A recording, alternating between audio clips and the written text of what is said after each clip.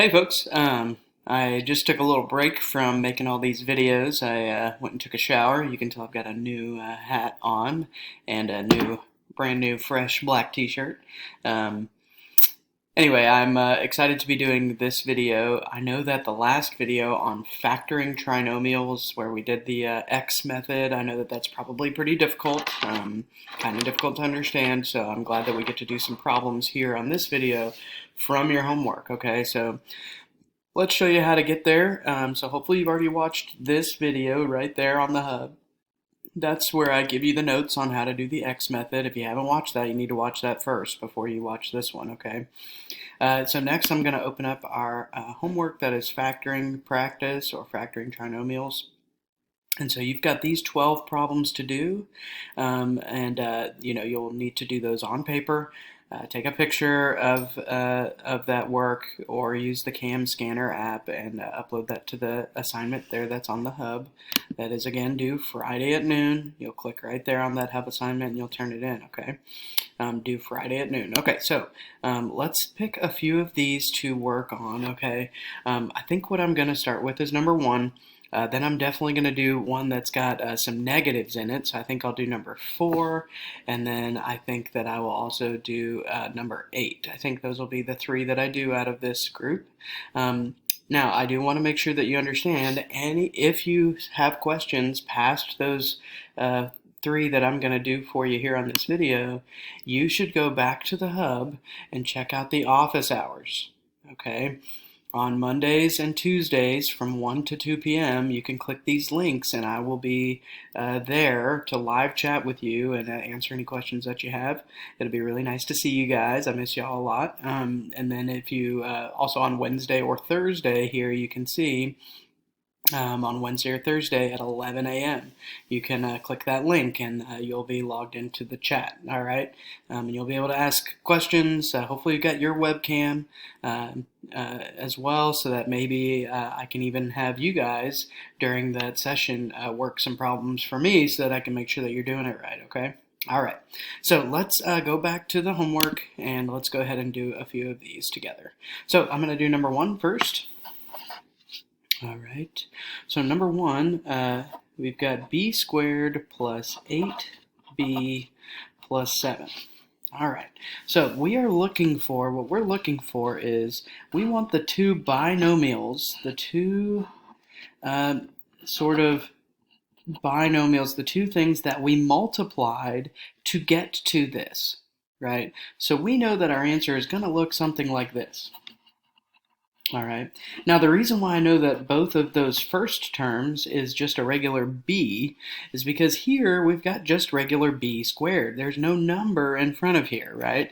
So you might remember from the previous video where I introduced the X method to you guys that we actually have letters that we assign to each of the numbers that show up in these trinomials.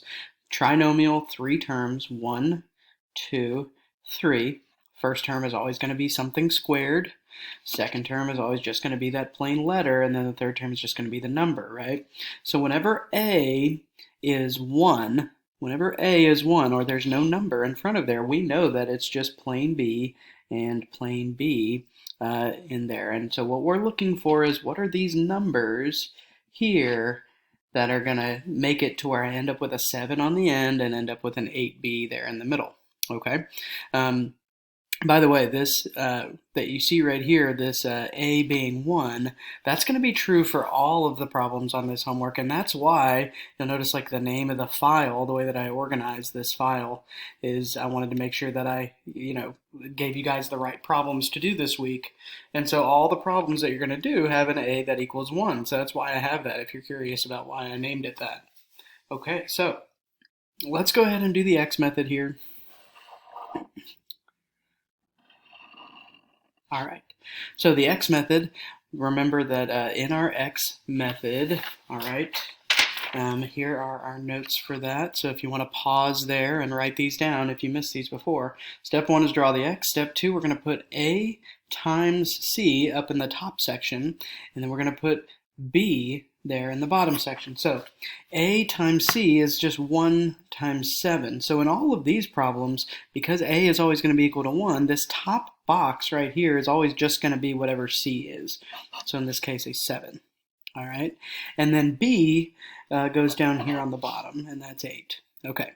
So now step 3 is I need to start to think of factors or numbers that are going to multiply to give me the top number. So I'm looking for factors of 7. All right, so I'm going to go ahead and list the factors of 7 here, pairs of numbers, and when I multiply, they give me 7.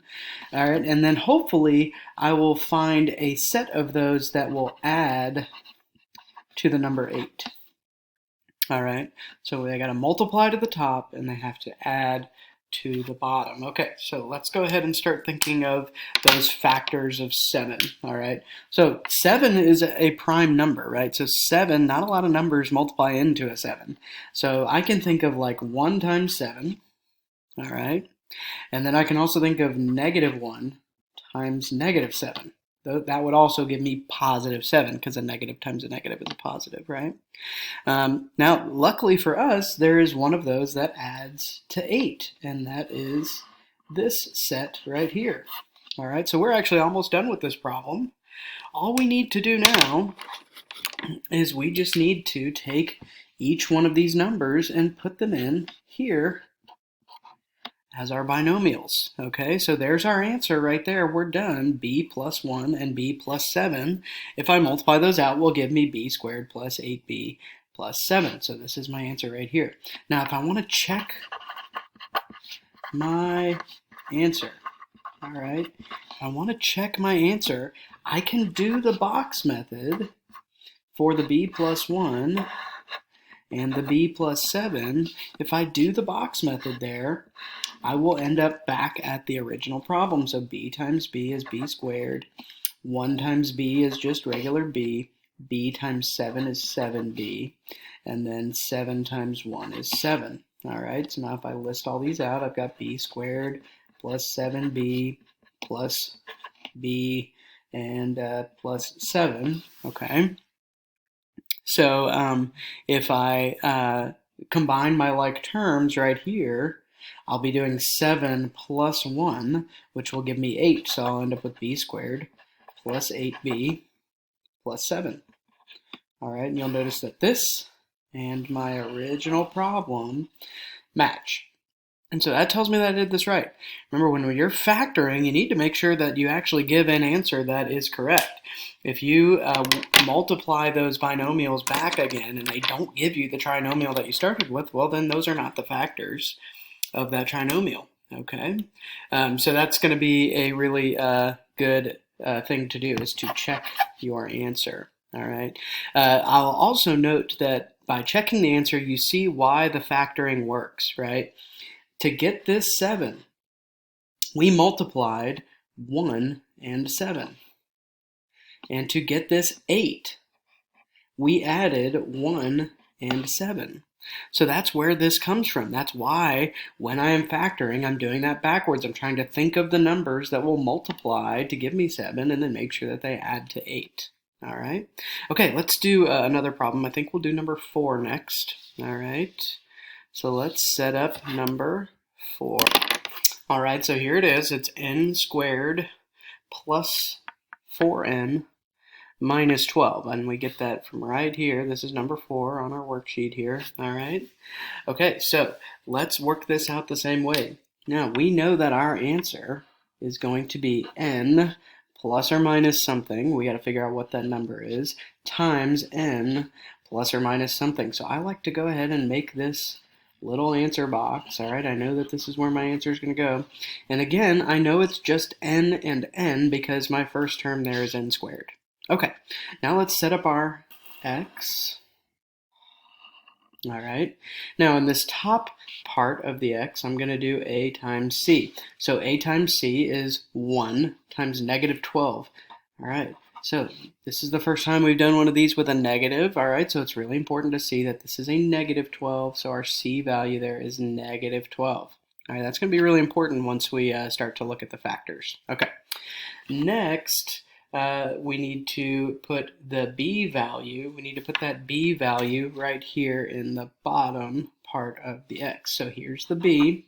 right? B is the number that's in front of the regular n, and so that's going to be a positive 4.